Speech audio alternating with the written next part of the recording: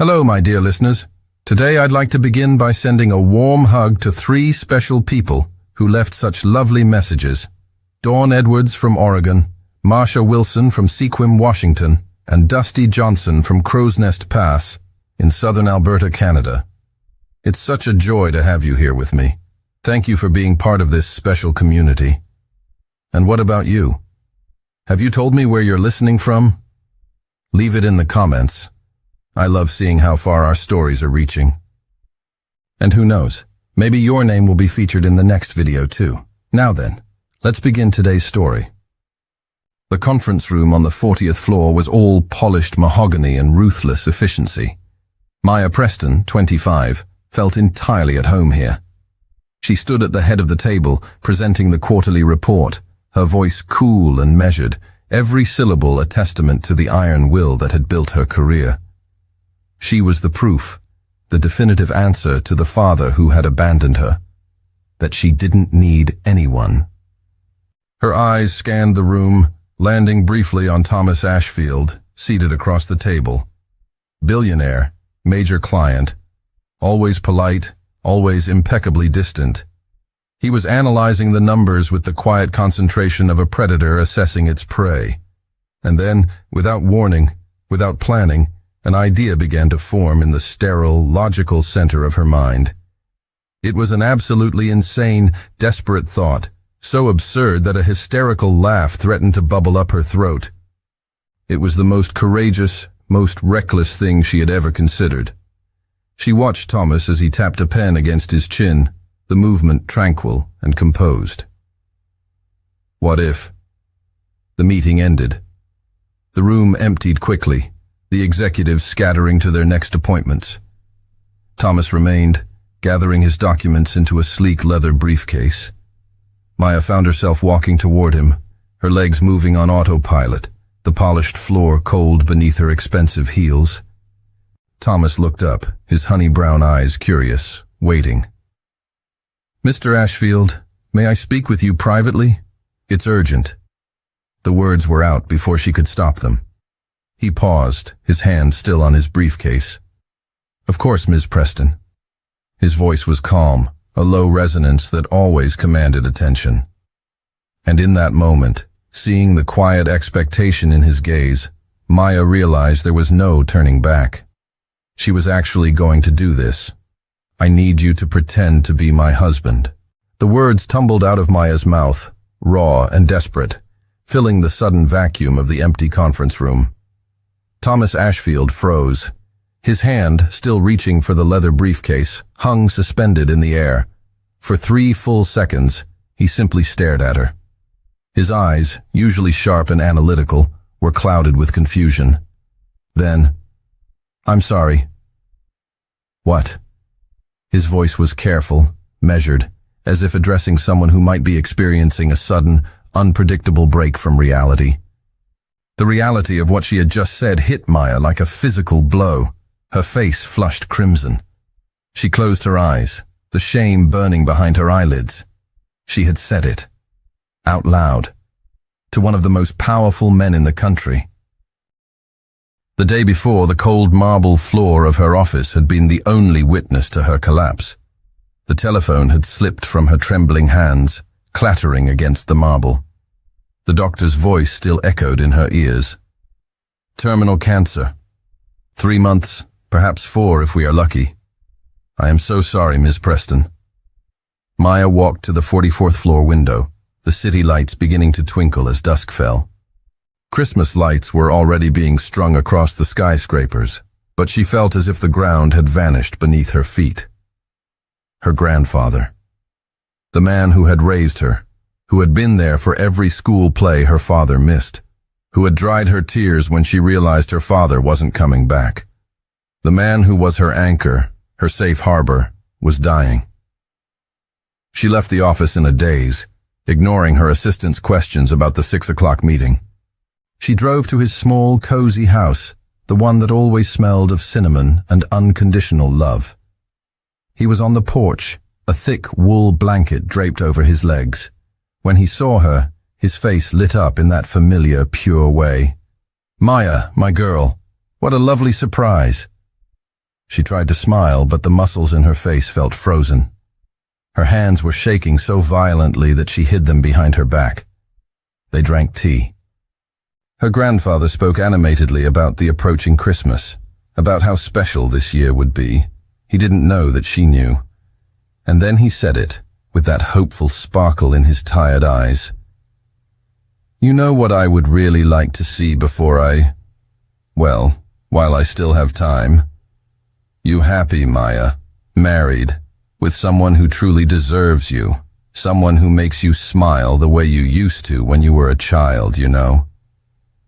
Maya's heart fractured into microscopic pieces. She drove back to the empty, expensive apartment she barely used, the one she had bought to prove she was successful. She looked around. Everything perfect, everything costly, everything utterly hollow. No photos on the walls, no life. Just trophies from a war she was exhausted from fighting. And then the realization struck her like a train. She was 25 and completely alone. No boyfriend, no love, no life outside of work. She had built an empire of solitude, trying to prove she didn't need the father who abandoned her. Her legs gave way, and she slid to the cold floor of the living room, hugging her knees to her chest. How could she give her grandfather the only gift he truly wanted when she hadn't even allowed herself to live enough to find someone? The thought of his hopeful, tired face was the final catalyst. She stood up, her body trembling, not with fear, but with a sudden, fierce determination. She would give him this. She would give him this final, beautiful lie. And only one man, the one man who embodied the stability and success she had chased her whole life, had the power to make this lie believable. She looked at the clock. She had a meeting with Thomas Ashfield tomorrow morning. The plan was insane. It was desperate. It was the only way. She was going to ask the fortress of ice to melt for her, and she would pay any price. Maya felt the blood drain from her face, but she forced herself to continue. Her voice, usually so steady, cracked as she recounted the story to Thomas. Her grandfather, the diagnosis, his final wish to see her settled before he passed. She carefully omitted any mention of her father. That wound was too deep to expose to a stranger. Thomas listened in absolute silence, his expression unreadable. Maya could not decipher the thoughts behind the honey-brown eyes. When she finished, the silence was so heavy it pressed against her chest, making it difficult to breathe. I know it's crazy, she whispered, looking down at her hands, which were now tightly clenched in her lap. I know I have no right to ask this, but I have no one else, and he has no time left, and Her voice broke completely. I just want to give him this last gift, this final lie that will make him happy. Thomas rose slowly, his movement deliberate. Maya was certain he would simply walk out, leaving her to deal with the humiliation of her desperate plea. Instead, he walked over to the window, his back rigid, hands shoved deep into his pockets. He was a statue of controlled tension. I am truly sorry about your grandfather, he said finally, and the tone was surprisingly genuine. But I cannot do this, Miss Preston. It would be unethical. It would not be right. Maya nodded, tears stinging her eyes. She was about to say she understood, that it was a mistake to ask, when Thomas turned back to face her. But, he said, the word drawn out slowly, as if being pulled from him against his will, I have a problem. A problem we might be able to solve mutually. He explained the situation, a crucial deal with Mr. Tanaka, a Japanese magnate whose traditional values dictated that he only closed deals with men who were visibly anchored by family. He insists on meeting my wife, Thomas stated, a hint of bitterness in his voice. He believes a man without family lacks moral grounding. And without this deal... He stopped, his jaw tightening, the frustration visible in the clench of his fists. Maya could barely process the information. The sheer audacity of the coincidence was staggering. So, are you saying... Thomas looked directly at her, the analytical gaze returning, sharp and intense. You pretend to be my wife. You meet my client. You convince him we are a genuine couple. And in exchange, I pretend to be your husband for your grandfather. The air between them became thick, charged with dangerous possibilities. Maya knew she should say no. She should recognize the madness of the situation, that a lie of this magnitude could only end in disaster. But then she thought of her grandfather's face, the hopeful light in his tired eyes, the little life he had left. "All right," she heard her own voice say, surprisingly steady. "I accept." Thomas let out a slow breath he seemed to have been holding for the entire exchange. He extended his hand across the table, formal and businesslike, as if they were merely closing a simple contract. But when Maya's fingers touched his, a jolt, a sharp, undeniable current of electricity, shot up her arm. She gasped, her heart hammering against her ribs. Thomas's eyes widened, a flicker of surprise and something akin to fear flashing in their depths. He felt it too. "We need to define rules," he said, his voice a little rougher now. "Clear boundaries." "Agreed," Maya replied, but she did not release his hand. Neither of them did, and Maya had the distinct, terrifying feeling that she had just made a deal with consequences she could not even begin to predict. The space between them, once empty, was now impossibly charged. "You don't even know my favorite dish." Thomas's voice was soft but firm as they sat in his penthouse 3 days later. Maya had a notepad open, pen in hand, treating the entire scenario like a business meeting, because that was the only way she knew how to manage chaos. Thomas gently took the notepad from her hand. "Real couples don't make lists of facts about each other, Maya. They live." There was a hint of frustration and something else, a quiet challenge in his tone. "Your grandfather will see through a memorized recitation in 5 minutes. He suggested they spend time together, dinners, outings, real conversations. We need to look comfortable with each other, as if we know each other deeply." Maya resisted at first. She had work, reports, meetings. But Thomas was persistent in a quiet, determined way that chipped away at her defenses. Their first dinner was a disaster. Maya checked her phone every 5 minutes until Thomas gently took the device from her and turned it off. "The world will not end if you take 2 hours, he said, his voice a low invitation. "Trust me." And Maya realized, with a disturbing shock, that she couldn't remember the last time she had genuinely talked to someone without thinking about work. Thomas asked questions no one ever asked her, not about career or ambition, but about small things. "What was your favorite book as a child? If you could be anywhere right now, where would it be? When was the last time you laughed until your stomach hurt?" Maya didn't have answers for half of them, and that frightened her more than any failed merger ever could.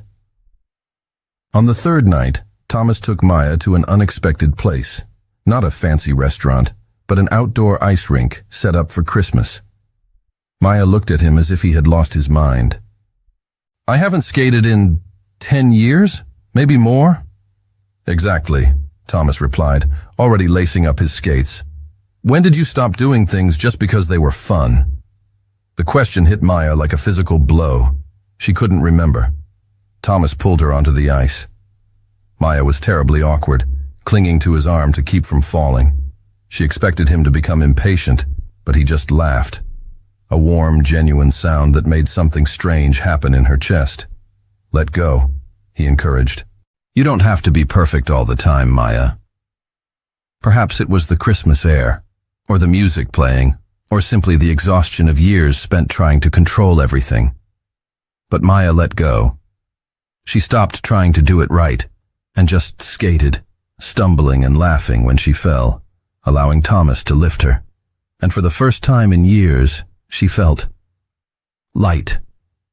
As they left the rink, still laughing, Thomas casually took her hand, and Maya noticed he did it without thinking, a natural gesture between them now. She looked down at their intertwined fingers and felt panic surge. Not the panic of fear, but the panic of something far more dangerous. Hope. This was not real. This was rehearsal, preparation. When it was over, Thomas would return to his billionaire life, and she would return to her empty offices. But as she looked up at him, guiding her through the crowd, protective and present in a way no one ever had been, Maya had the terrible suspicion that her heart had missed the memo about this being pretend. He's here. Maya stood in the restroom of the high-end restaurant, staring at her pale reflection in the mirror, her hands gripping the cold marble sink. On the other side of the door, Mr. Tanaka was seated with Thomas, waiting to meet the wife. This was the test. The first real test. If she failed this, Thomas lost the deal, and she lost the only chance to give her grandfather what he wanted. Her phone vibrated. A text from Thomas. Breathe. You got this. I'm here. Maya didn't know why those last 3 words made all the difference, but they did. They were an anchor in the storm of her anxiety. She walked out of the restroom and approached the table. Mr. Tanaka rose, a man in his late 60s with assessing eyes. Thomas also stood, and when his gaze met hers, there was a reassuring intensity that calmed Maya's nerves instantly. He extended his hand, and she took it, allowing him to guide her to the chair. Mr. Tanaka, this is my wife, Maya. The word wife slipped so naturally from his lips that even Maya almost believed it. The dinner began. Mr. Tanaka asked questions, how they met, how long they had been married, their plans for the future. Maya answered, sticking to the script they had rehearsed. But then he asked a question they hadn't anticipated. And what does Mrs. Ashfield love most about her husband? Maya froze. She was supposed to say something generic. He's kind, intelligent, successful. But Thomas's eyes were locked on hers, and something compelled her to speak the truth. He sees me, not what I do or what I've achieved, but who I am, or who I used to be. He's helping me find that person again. The silence that followed was heavy. Thomas was looking at her with an intensity that made her heart race. Mr. Tanaka smiled for the first time, a genuine warmth spreading across his face. That is true love. After Mr. Tanaka departed, approving the deal with unprecedented enthusiasm, Thomas and Maya remained alone at the table. You were incredible, he said. But what you said about me seeing you, were you just acting? His voice was careful, but something vulnerable flickered beneath the surface. Maya looked down at her hands. I don't know, she admitted quietly. At first I was going to say something generic, but then I thought about what has actually happened these past few weeks. How you don't judge me for working so hard. You just gently show me that there are other things too. And no one has ever... She trailed off, emotion closing her throat. No one has ever cared enough to do that. Thomas reached across the table and took her hand. It wasn't a rehearsed gesture. It was real. I care, he said simply. Perhaps more than I should, considering our arrangement. In the car ride back, neither of them spoke. The tension was different now, charged with unspoken truths. When they stopped outside Maya's apartment, Thomas turned to her. Next up is your grandfather. Are you ready? Maya should have said yes. She should have been focused on the task ahead. But all she could think about was his hand still holding hers. The heat radiating from that simple touch and how this was supposed to be acting. But it didn't feel like acting. Not at all. Maya? Thomas pressed, concern in his voice. She blinked, forcing herself to focus. Yes, tomorrow. We visit my grandfather tomorrow. But as she exited the car and walked up to her empty apartment, Maya knew she had crossed an invisible line tonight, and she wasn't sure she could ever go back. Maya stood paralyzed in front of her grandfather's house. Thomas's hand warm and solid in hers. She couldn't make her feet move. I can't do this, she whispered, the panic tightening her throat. What if he notices? What if he knows I'm lying to him? Thomas squeezed her hand gently. Look at me. She obeyed, meeting his honey-brown eyes. We are not lying about what matters. I care about you. That is real. He will see that. Because it is true. And Maya realized, with a startling jolt to her heart, that he was right. Whatever this was between them, it was no longer entirely fake. The grandfather opened the door, and his entire face lit up when he saw Maya. And then Thomas. Grandpa, Maya said, her voice trembling only slightly. This is Thomas Ashfield, my fiancé. She watched her grandfather's face process the words, saw the exact moment pure joy flooded his tired eyes. Fiancé? He repeated, and then he was pulling Maya into a tight hug, laughing and crying all at once. Oh, my girl, my precious girl. When he pulled back, there were tears streaming down his wrinkled face.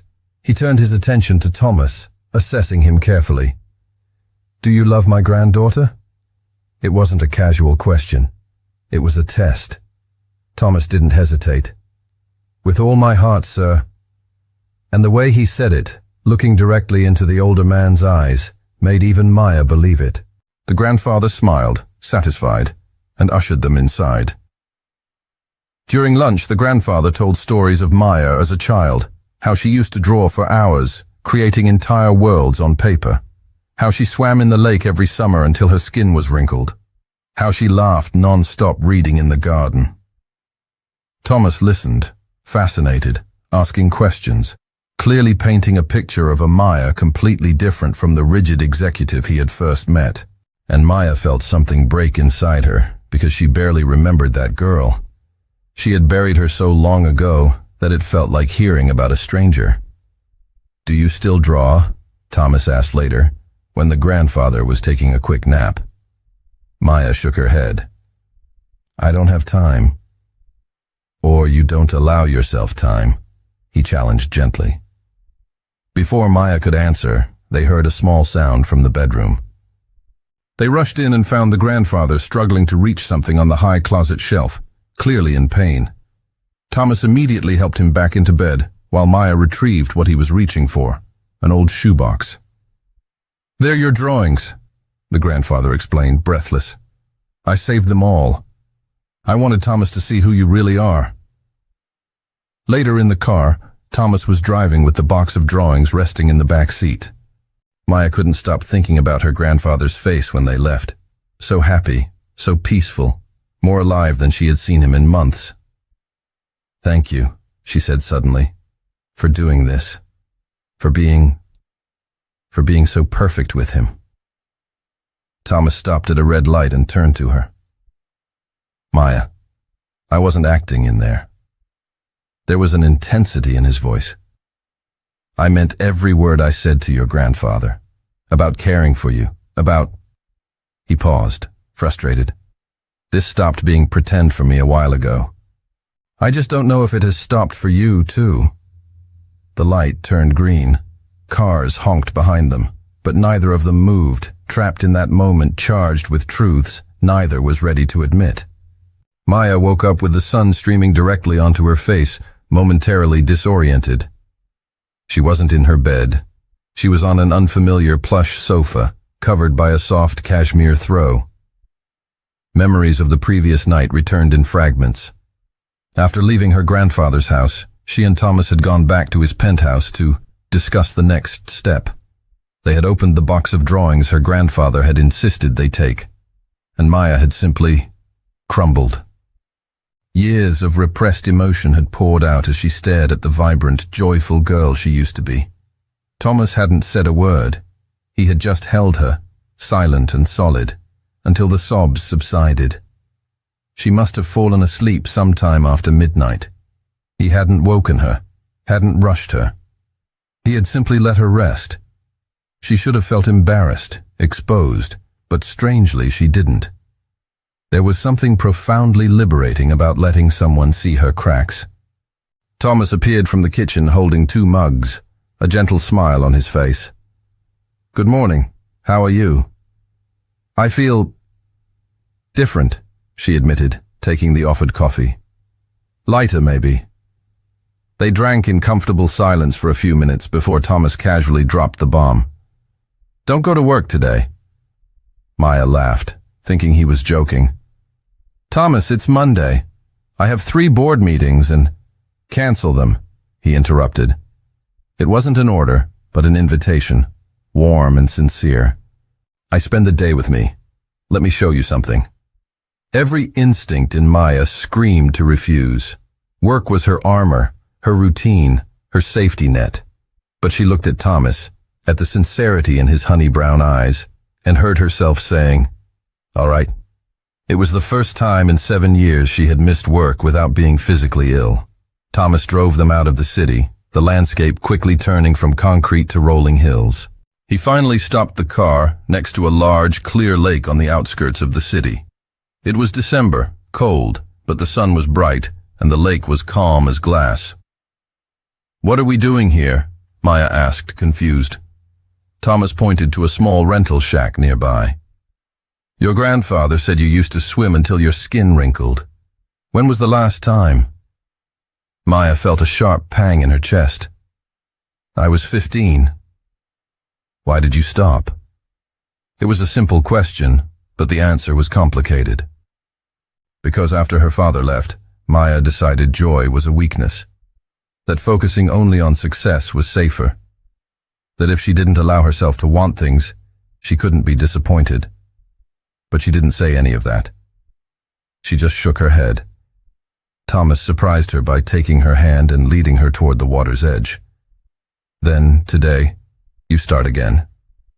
Maya hesitated, shivering just from the cold air. Thomas, it's freezing. It's just water, Maya. It's not a hostile takeover. He gave her a playful shove. And maybe it was the sheer absurdity of the moment, or the way Thomas looked at her, not with pity, but with a gentle determination to help her find herself. But Maya stripped down to her undergarments and stepped into the water. It was icy, shocking, and absolutely marvelous. She gasped, then laughed, a sound that surprised even herself. It was pure, unadulterated joy. And when Thomas dove in beside her, splashing water everywhere like a child, Maya felt something she hadn't felt in a decade. Pure, simple happiness. Later, shivering under thick blankets while sipping hot chocolate in the car, Maya looked at Thomas. His hair was still damp, and he was laughing at something she had said, his eyes crinkling at the corners. Maya was hit by a terrifying realization. She was falling for him. Not the billionaire CEO. Not the partner in the arrangement. But the man who took her to Cold Lakes, held her when she broke down, and saw the girl she had hidden for so long. And this was not in the contract. This was not part of the plan. Thank you, she said quietly, for today, for helping me remember. Thomas looked at her, and the playful light in his eyes softened into something deeper. Maya, I would do anything for you. And the way he said it, with that quiet intensity, made Maya's heart leap. She knew he wasn't pretending anymore either. The line between the deal and the truth had officially vanished. Maya was growing accustomed to the easy rhythm of Thomas's penthouse. He had given her a key last week, a simple gesture that felt heavier than any contract they had signed. She was looking for a pen, a mundane task, and opened a drawer in his study desk that she hadn't noticed before. Inside, tucked beneath some old financial statements, was a small silver-framed photograph. It showed a younger Thomas, perhaps 5 years ago, standing beside a strikingly beautiful woman. They were laughing, their hands linked. On the back, written in elegant script, was a date, October 12th. A strange sensation tightened in Maya's chest. It wasn't exactly jealousy, but a sharp, unwelcome curiosity. Who was she? And why was this memory hidden away? The front door opened. Thomas walked in, shedding his blazer. He stopped dead when he saw her holding the photo. The color drained from his face, leaving him stark white. Maya, he said, his voice flat. He didn't need to ask how she found it. The silence in the room was heavy, charged with the weight of an unshared past. "Caroline," Thomas finally said, sinking heavily onto the sofa. He looked exhausted, suddenly older. "We were engaged." Maya sat beside him, maintaining a respectful distance, yet undeniably present. Thomas began to speak, the words coming out slowly, as if each one caused physical pain. He described Caroline, the perfect social match, the flawless facade. But she hadn't loved Thomas. She had loved the empire he was building. "3 years ago, I hit a wall," he confessed, looking at his hands. "A major deal collapsed. I almost lost everything, and Caroline left, without a backward glance." His voice was rough. "She told me I had chosen poorly, that she thought I was going to be someone important, but I was just ordinary, mortal." Maya felt a familiar sting of tears behind her eyes, not for herself, but for the profound wound he carried. "Since then," Thomas continued, meeting her gaze, his vulnerability raw, "I haven't let anyone close. Until you." He paused, taking a ragged breath. "You want to know why I agreed to this absurd arrangement? It wasn't just about the Tanaka deal. It was because for the first time in years, when I looked at you in that boardroom, so desperate and brave and real, I wanted to try again. I wanted to believe that maybe not everyone was like Caroline." Maya reached out, her fingers finding his, intertwining their hands. The warmth of his skin was a stark contrast to the cold fear in his eyes. "I am not like her," Maya said fiercely. "Thomas, look at me." He obeyed, the vulnerability in his gaze absolute. "If you lost everything tomorrow, the money, the businesses, everything, I would still be here, because the man I love is not the billionaire." The words tumbled out, unplanned, unstoppable. The truth, once spoken, felt like a physical release.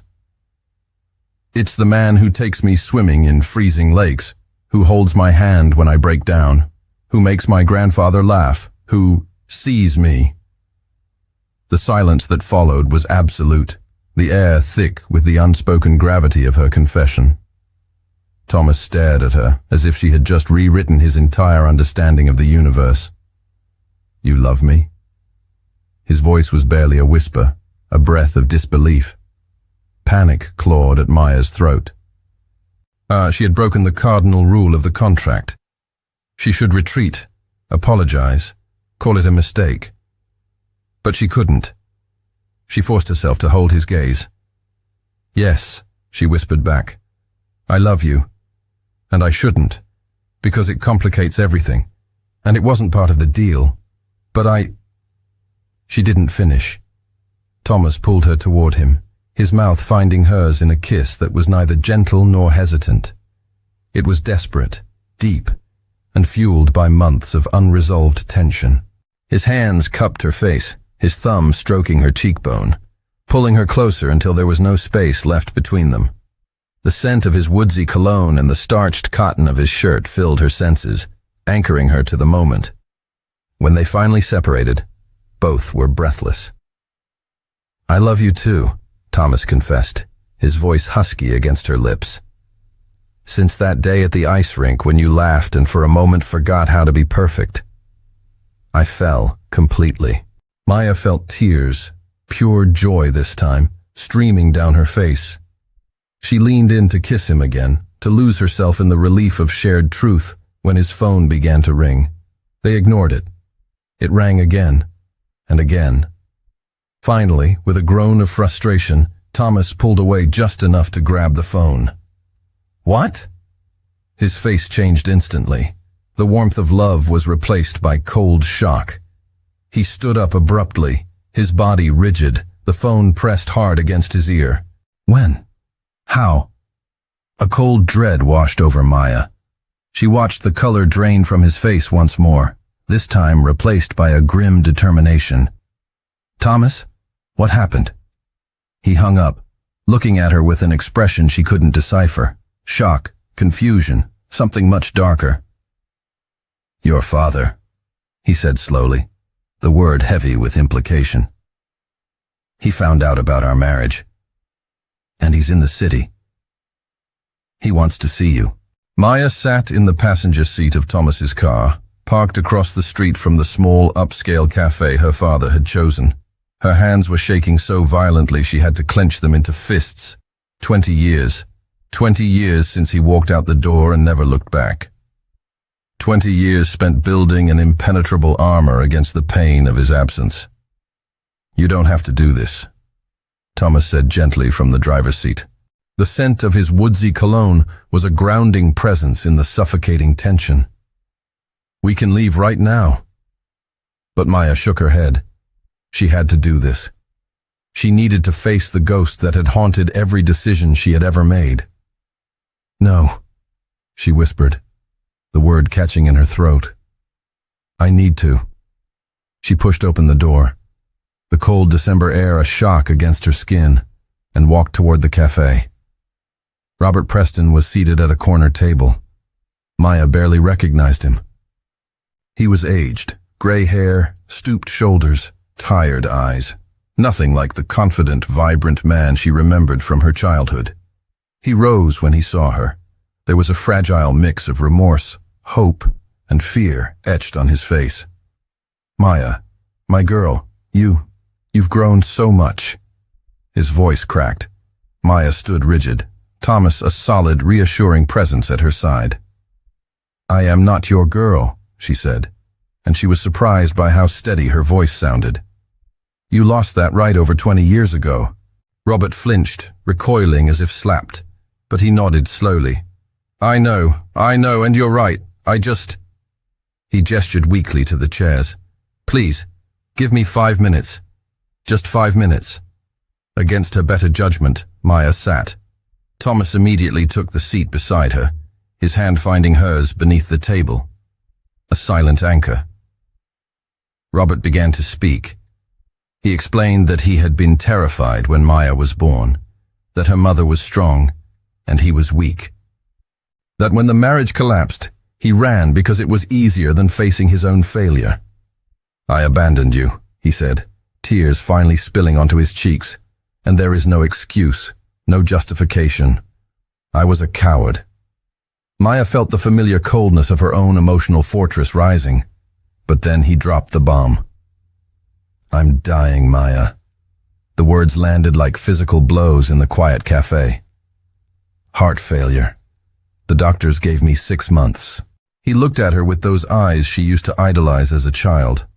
And I know I have no right to ask this, no right to show up now after all this time, but I couldn't die without telling you. I am so sorry, so very sorry. And I love you. I always did. I was just too weak to show it. Maya felt bile rising in her throat. He was asking for forgiveness now that he was facing his own mortality. Where was he when she was 9 and cried herself to sleep every night? When she was 15 and needed a father at the school dance? When she built an entire career trying to prove she didn't need him?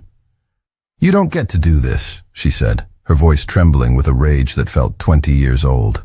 You don't get to show up 2 decades later and expect me to just… What? Forgive you? Pretend everything is fine? Thomas squeezed her hand, a silent reminder of his presence. Robert shook his head, defeated. I don't expect forgiveness. I just wanted you to know the truth, that the mistake was mine, not yours. You were never the problem, Maya. I was. Maya shot up abruptly, the chair scraping loudly against the floor. I need to get out of here. She was halfway to the door when she heard her father's voice one last time, softer now, filled with genuine regret. I heard about your marriage, about Thomas, and I want you to know I'm happy you found someone who clearly loves you the way you deserved to be loved all along. Maya didn't turn around. She couldn't. If she turned, he would see the tears that were finally threatening to break through her control. She walked out of the cafe, Thomas right behind her. In the car, she finally shattered. Years of anger, pain, and abandonment poured out in violent, gut-wrenching sobs. Thomas didn't try to fix her. He simply held her, letting her break, his arms a strong, silent refuge.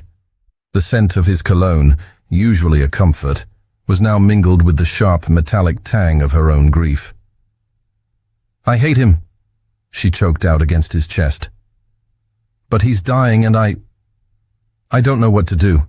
"You don't have to decide now," Thomas murmured, his voice deep and steady. He kissed the top of her head. "Whatever your choice, I will be right here beside you. Forever." It was December 20th. Maya sat on the floor of Thomas's living room, surrounded by boxes of Christmas decorations. They had decided to decorate the penthouse for a small celebration with her grandfather. It might be his last Christmas, and Maya was determined to make it perfect. She held a delicate silver ornament in her hands, but her eyes were unfocused. She couldn't stop thinking about her father, about his words, and the genuine remorse she had seen in his tired eyes.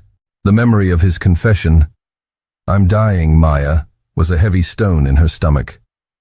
Thomas walked in from the kitchen, carrying 2 steaming mugs of hot chocolate. He paused at the doorway, observing her silence. He knew her well enough now to recognize the signs of a mind lost in thought. He sat down beside her on the thick rug, the warmth of his presence a comfort. "Where are you?" he asked gently, nudging her shoulder. Maya sighed, placing the ornament back in the box. "I'm 7 years old and it's Christmas Eve." She told him the memory.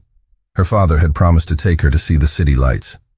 She waited all night, coat on by the front door. He never showed. "I fell asleep on the sofa waiting," she whispered, the memory still sharp. "And when I woke up he called, saying he had a work emergency.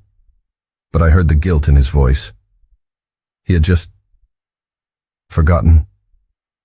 She looked at Thomas, her eyes pleading for an answer he couldn't give. "How do I forgive someone who broke so many promises? But how do I not forgive someone who is dying and genuinely remorseful?" Thomas was silent for a long moment, choosing his words with care. He didn't offer platitudes. "Maya, there is no right answer here. Forgiveness isn't about him deserving it. It's about you finding peace. If forgiving him frees you, then forgive him. If not forgiving him is what you need to move forward, that's okay too." He took her face gently between his hands. His touch was warm and steady. "Whatever you decide, you are not alone in this. Not anymore." The sincerity in his eyes made her heart ache with gratitude. The moment of quiet intimacy was shattered by the insistent ring of her phone. It was her grandfather. His voice, though weak, was unusually animated. "Maya, my dear, I've invited a surprise guest for Christmas. I hope you don't mind." "Of course not, Grandpa." "Who?"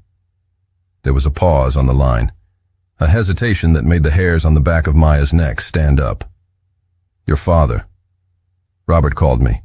We talked for hours. And Maya, he has changed.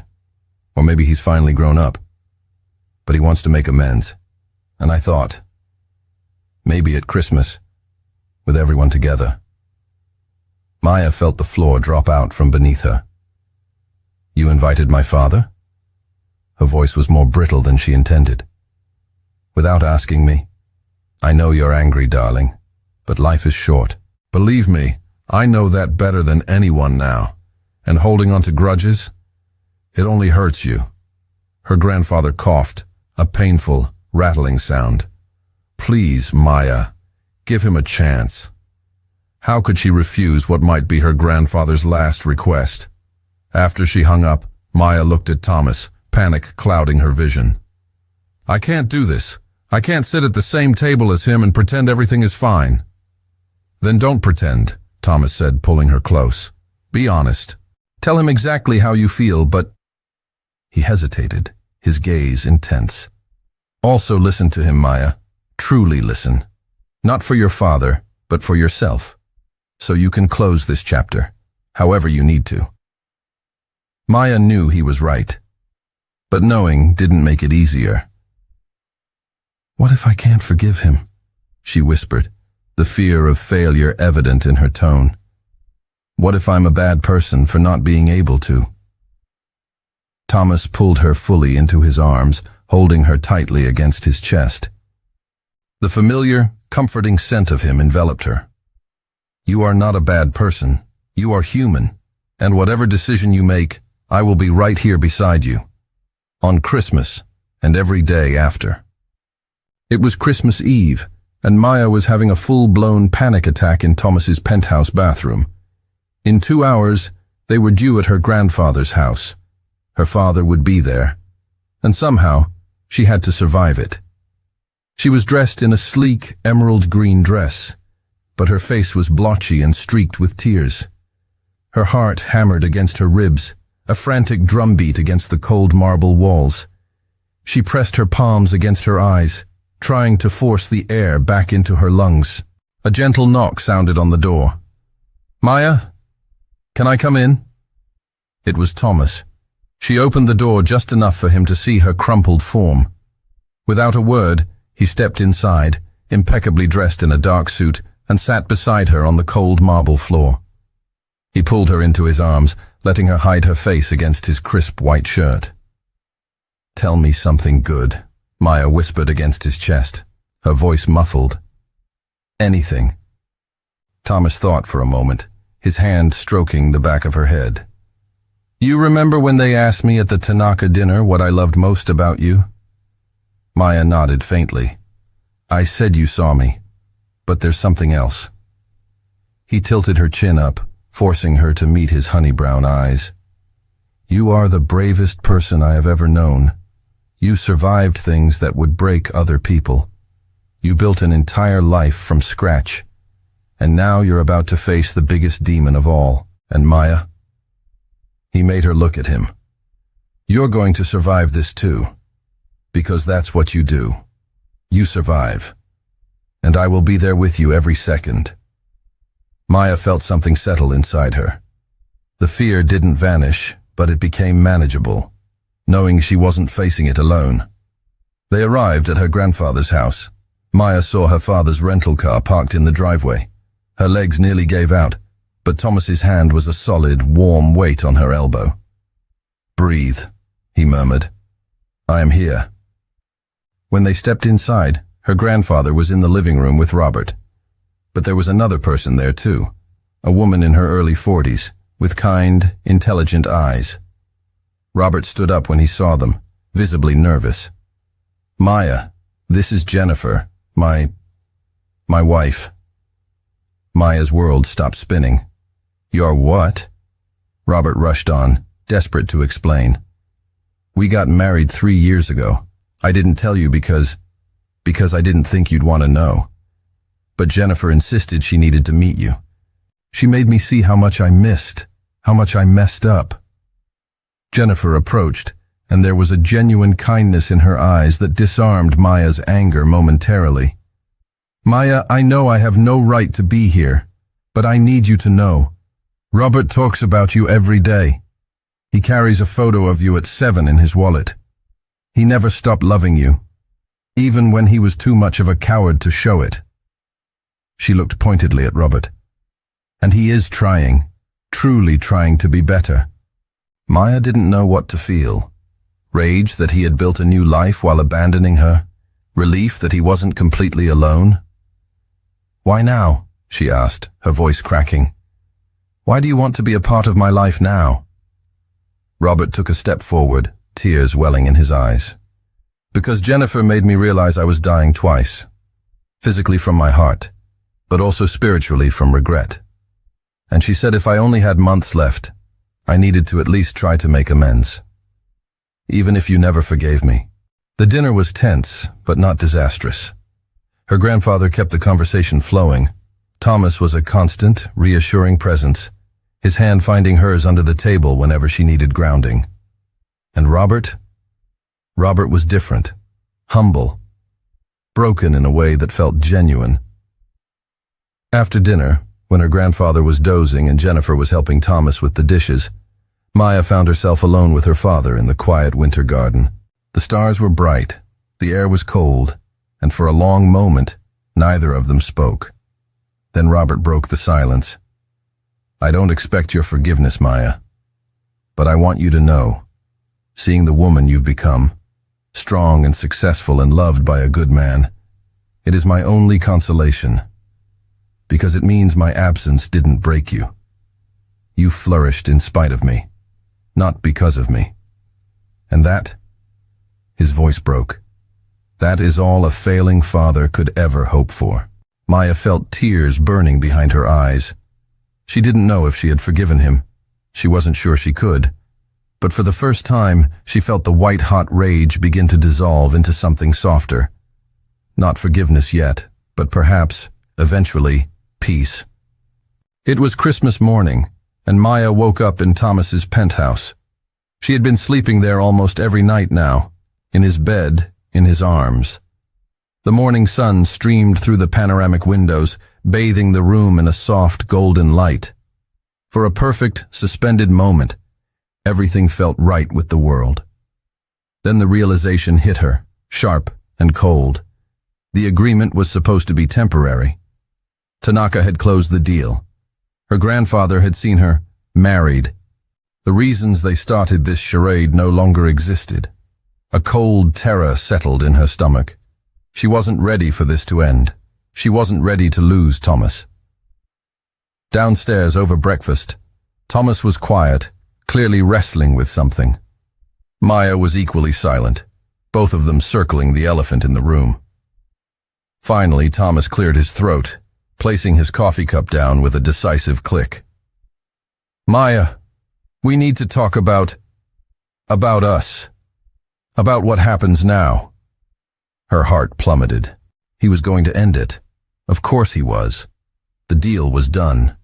Why would he continue?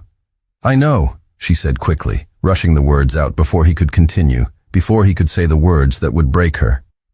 The agreement is over. You held up your end. I held up mine. It makes sense that... I don't want to end it, Thomas interrupted, the intensity in his voice stopping her mid-sentence. Maya, I never wanted this to be temporary. Not since that night you slept on my sofa with your sketches spread around.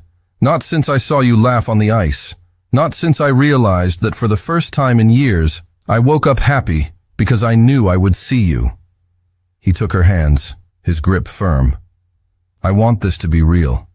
Completely real. I want to marry you for real, not in a pretense. I want to wake up every day with you beside me. I want to build a life that is ours. Maya should have been radiant. She should have been saying yes immediately. Instead, panic surged, tightening her chest. Thomas, you don't understand. I can't do this. He recoiled slightly, confusion and pain flashing across his face. What do you mean? I'm so afraid, she admitted, tears starting to fall, blurring the edges of the perfect Christmas morning. Afraid you'll realize I'm too messy, too broken. Afraid that one day you'll wake up and realize you can have someone better. Someone who doesn't come with all this baggage from her father and this inability to fully trust. Her voice broke. Caroline left you when things got difficult. My father left me because I wasn't enough. And I can't survive you leaving me too, Thomas. So maybe it's better we end it now, before I fall more in love than I already am. Thomas looked at her for a long moment, and then he did something that surprised her completely. He laughed. It wasn't cruel, but soft, laced with affection. Maya, do you think I'm not scared too? Do you think I don't wake up every day terrified that you'll realize you can have someone funnier, someone less of a workaholic, someone who doesn't come with a traumatic ex-fiancé and trust issues? He framed her face with his hands, his thumbs gently wiping away her tears. We are both messy. We are both broken in places, but know this, you have seen me at my worst. You've seen my scars, and you still chose to stay. Just as I've seen yours and chosen to stay. That is not weakness, Maya. That is love. Maya looked at him through her tears, seeing the absolute truth in his eyes. You really want this? Even knowing everything? Especially knowing everything, he replied without hesitation. And then he was kneeling in front of her, right there in their kitchen, the Christmas morning sun bathing them in light. He pulled a small box from his pocket, a box Maya realized he must have been carrying for days, waiting for the right moment. Maya Preston, nothing about us has been conventional. We started with a lie and found the truth. We pretended to be in love and fell for real. And I don't want to pretend anything anymore. He opened the box, revealing a simple but stunning solitaire diamond ring. Marry me.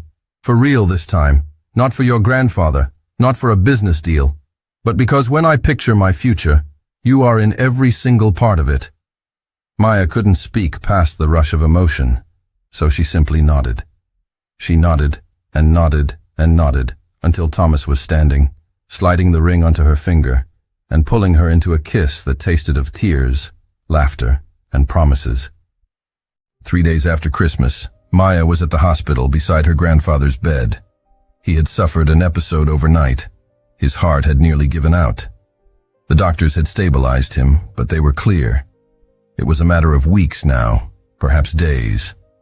Her grandfather was awake but weak, his hand resting in hers. "Don't cry, my girl," he whispered, his voice barely a rasp. "I am at peace. I saw you happy. I saw you loved. It is all I could ever want." But Maya wasn't ready. She wasn't ready to say goodbye to the only true father figure she had ever known. Thomas stood on the other side of the bed, his constant presence anchoring Maya. Her grandfather looked between the two of them and smiled weakly. "I knew," he said, his voice barely audible. "From the first moment I saw you two together. That wasn't pretense. You loved each other and didn't even know it yet." Maya blinked in surprise. You knew we were pretending." Her grandfather chuckled, a sound that quickly turned into a cough. "I am old, not stupid. I saw how you looked at each other trying to figure out your own feelings. It was beautiful to watch, like seeing two puzzle pieces finally finding their missing match." He squeezed Maya's hand weakly. "And I'm glad I lied, because if I hadn't pressured you about marriage, you never would have asked him for help, and you never would have found each other." There was a hesitant knock on the door. Robert stood there looking fragile and out of place in the sterile hospital hallway. "They said I could... If it's okay, I'd like to see my father." Because Maya had forgotten, her grandfather was Robert's father too. They shared this man who was leaving them. Her grandfather looked at Robert, and then back at Maya. "Maya, darling, I need to talk to you. About forgiveness." His breathing was labored. "I carried anger over what your father did to you. For years I didn't speak to him. But when I heard I was dying, I realized the anger only stole time from me. Time I could have spent getting to know my son again, being a bridge between you." He coughed, and Maya helped him sip water. Forgiveness is not saying what he did was okay. It's letting go of the poison that is killing you inside. Her grandfather looked at Robert, who was silently weeping by the doorway. "I forgave him, not because he deserved it, but because I deserved peace." He turned his attention back to Maya. "You don't have to forgive him. But consider this. Do you want to carry that rage for the rest of your life? Or do you want to be free?"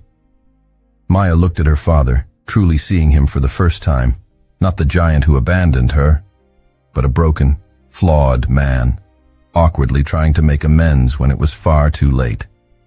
And something shifted inside her. Not complete forgiveness, not yet, but the beginning of it. "You can come in," she said to Robert. Her voice was careful but not cruel. But only because Grandpa asked. In the minutes that followed, something extraordinary happened. Her grandfather, drawing strength from somewhere deep within, spoke to both of them, to the son who disappointed and the granddaughter who was disappointed. He shared stories. He urged them to make peace. And somehow, in that hospital room under harsh fluorescent lights, a broken family began to heal. Not completely. The scars were still there. But there was movement towards resolution. When her grandfather finally drifted off to sleep, exhausted but peaceful, Maya and Robert stood on opposite sides of the bed. A heavy silence lay between them. Then Robert spoke. "Thank you for letting me in. I know I didn't deserve it." Maya looked at him, really looked, and saw not the father who abandoned her, but a frail, dying man trying to make peace before his time ran out. "I'm still angry," she said honestly. "And it will take time. Maybe years. Maybe forever. But," she took a deep breath, "I'm willing to try. Not for you. For me. Because I don't want to die one day carrying this." It was the start. Just the start. But it was everything. It was January 3rd when Maya received the call. She was in the kitchen with Thomas, making breakfast, laughing over something silly, when the phone rang. It was the hospital nurse. Her voice was gentle but firm. "Miss Preston, you should come. Your grandfather is asking for you." Maya knew what that meant. This was the end. The mug she was holding slipped from her hand, shattering on the tile floor. Thomas was already grabbing the car keys. When they arrived at the hospital, Robert was already there, sitting beside her grandfather's bed. They exchanged a look, not quite warmth, but not hostility either. A silent acknowledgement of shared grief. Her grandfather was awake, but it was obvious that every breath was a struggle. "Maya," he whispered when he saw her. She rushed to his side, grasping his hand. "I'm here, Grandpa. I'm here." He smiled, that smile that always lit up his entire face. "My beautiful girl, you look so happy, so full of life again." His eyes, once so bright, were clouding over. "Promise me something." "Anything," Maya sobbed. "Promise me you will live, truly live. Not just work, not just survive, but swim in lakes and draw and laugh until it hurts." He looked at Thomas. "Take care of her. Help her remember how to be happy." "I promise," Thomas said, his voice thick with emotion. Her grandfather then looked at Robert. "And you, my son, be better. You have a second chance. Don't waste it." Robert was weeping openly. "I won't, Father. I swear." Her grandfather closed his eyes for a moment, and Maya felt panic, but then he opened them again, focusing on something behind her. "She's here," he whispered, wonder filling his voice. "Your grandmother. She's waiting for me." There was no one behind Maya, but her grandfather was smiling with a peace and joy she hadn't seen in months. "She says you look beautiful, Maya, that she's proud of you." Tears streamed down Maya's face. "Tell her I love her. Tell her I miss her every day." "She knows," her grandfather assured her. She always knew. His breathing was becoming shallower. "It's time. I need to go with her now." "No," Maya pleaded, clutching his hand as if she could keep him here by sheer willpower. "Please, Grandpa, don't." But her grandfather just squeezed her hand one last time, looked at each of them, his granddaughter, his son, the man who loved his granddaughter, and whispered, "I had a good life, and you made the end perfect." And then, with a soft final sigh, he was gone. The room became utterly silent, and Maya felt as though the floor had disappeared, as if everything safe in the world had vanished. The funeral was 3 days later. Small, intimate, beautifully simple, exactly as her grandfather would have wanted. Maya delivered the eulogy, and somehow managed to speak through her tears. She told stories of cookies and laughter, of a man who chose to love her when her own father couldn't, of how he saved her in ways he never knew. When she stepped down from the podium, Robert was waiting.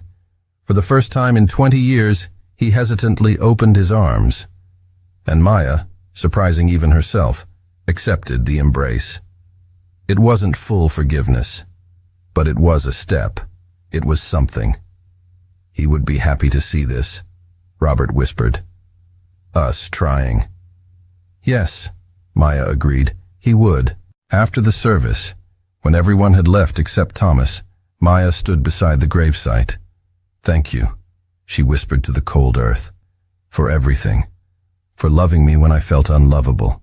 For giving me Thomas. For teaching me that it's okay to be happy. The wind blew, and for a moment, Maya swore she could smell her grandfather's cookies. She swore she could hear his laugh. And somehow, even in the pain, she found peace. 2 months later, Maya sat in front of a blank canvas, brushes and paints scattered around her. Thomas had converted one of the penthouse bedrooms into a studio for her. Perfect natural light, everything she could possibly need. But she couldn't make the first mark. She hadn't painted since she was 15, and now, staring at the white expanse, she felt something she hadn't expected. Fear. Fear of not being good enough. Fear of having lost the gift. Start, Thomas's voice said gently from the doorway. It doesn't have to be perfect. Just start. Maya dipped the brush into blue paint, the color of the lake where Thomas took her swimming, the color of the sky on the day she laughed for the first time in years. And then, without overthinking, she made a mark. And another.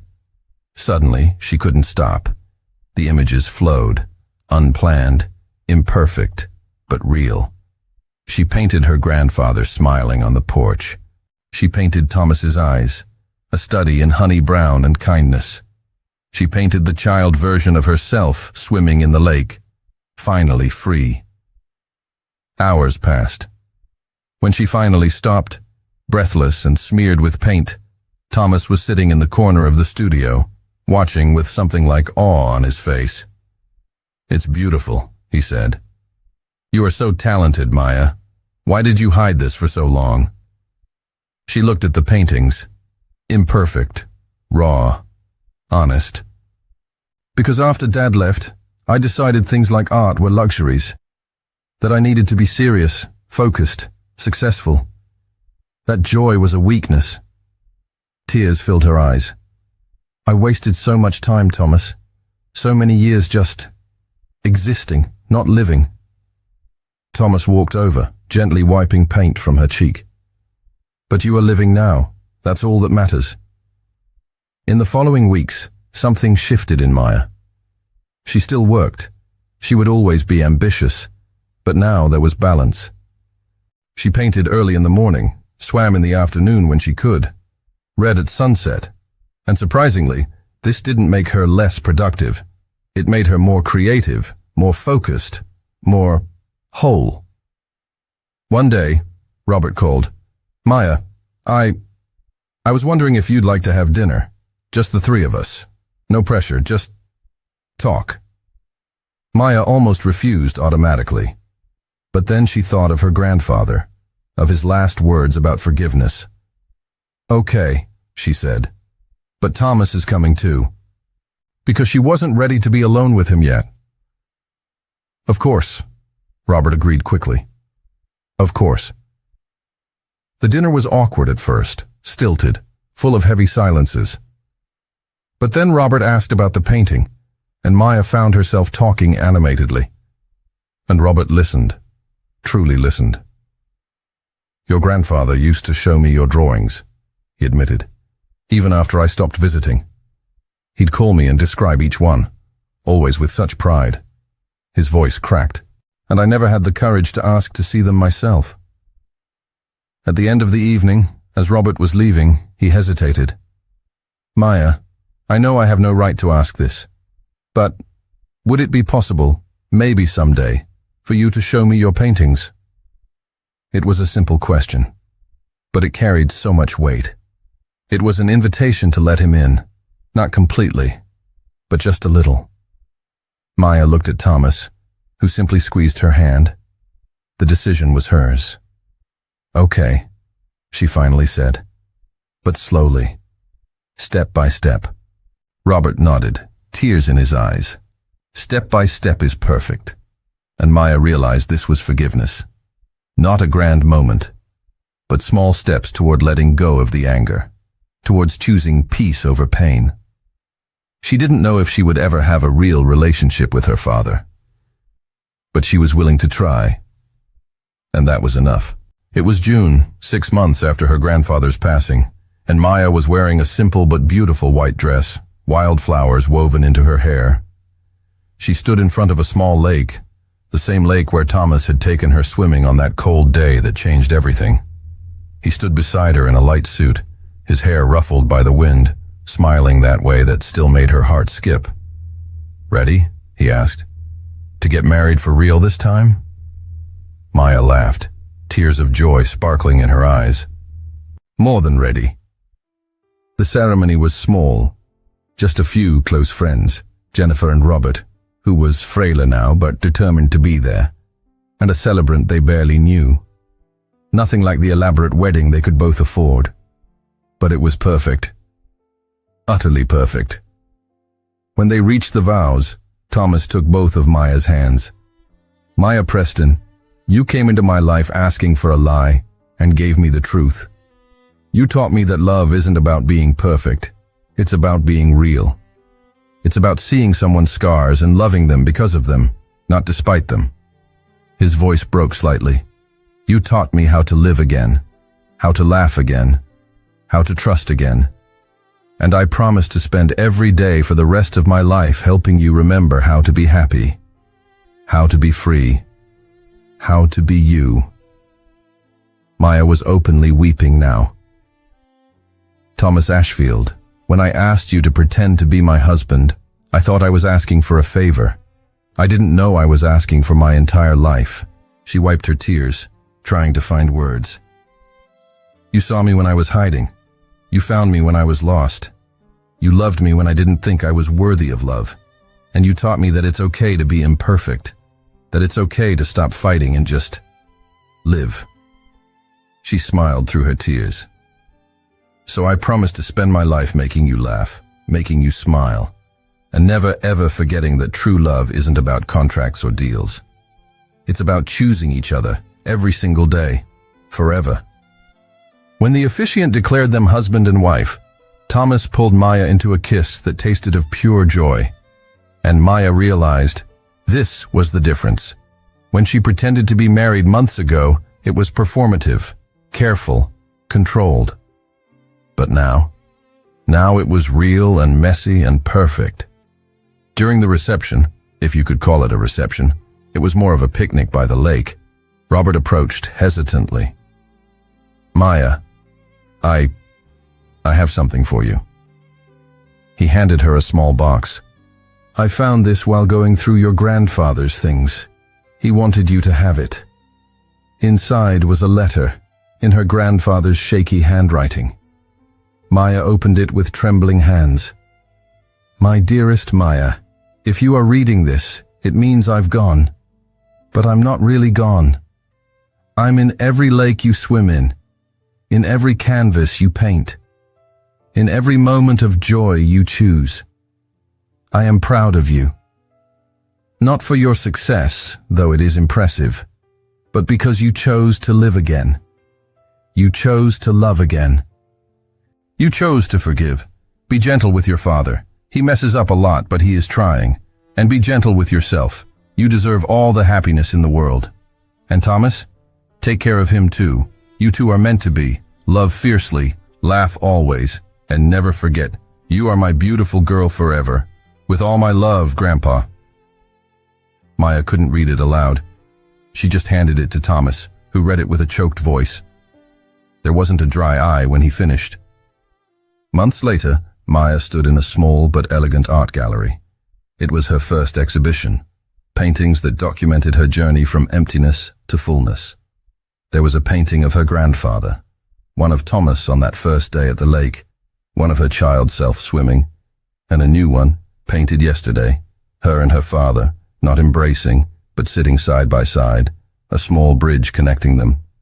It wasn't full reconciliation, but it was hope. Robert was there, looking at the paintings with tears streaming down his face. "You are so talented," he whispered. "I missed so much. So many years of watching you grow, of knowing this incredible person. But you're here now, Maya said, and it was true. And that is something. Thomas walked up, wrapping his arm around Maya's waist. Ready to go home? She looked around the gallery, at the paintings that documented her healing, at the father who was trying, at the husband who saved her from herself. Yes, she said. Let's go home. And as they walked out, hands intertwined, Maya realized something fundamental. She didn't need to prove anything anymore. Not to the father who abandoned her, not to the world, not even to herself. She was enough. She always had been. She just needed someone to help her see it. And now, with Thomas by her side, Robert slowly returning to her life, and her grandfather's legacy guiding her, Maya finally understood what it meant to be alive. Not just surviving, but truly, genuinely living. It was a year later, and Maya was in the garden of their new home, not Thomas's penthouse, but something smaller, cozier, with a huge studio and a view of a lake. She was painting, Thomas was reading beside her, and the phone rang. It was Robert. They talked now, not every day but regularly. He was sicker, his time running out. But there was peace between them. Not full paternal love. Maya didn't know if she would ever have that. But there was forgiveness. And for her, that was enough. I love you, Thomas said suddenly, lowering his book. No reason was needed, just an affirmation. Maya smiled. I love you too. And she thought of her grandfather, of how he had orchestrated it all somehow. The request to see her married that led her to Thomas, who led her to find herself again. He knew. Somehow, he always knew. Thank you, Grandpa, she whispered to the wind. And if the wind responded with the smell of cookies and the sound of laughter, well, maybe it was just imagination, or maybe it was something more. Either way, Maya smiled.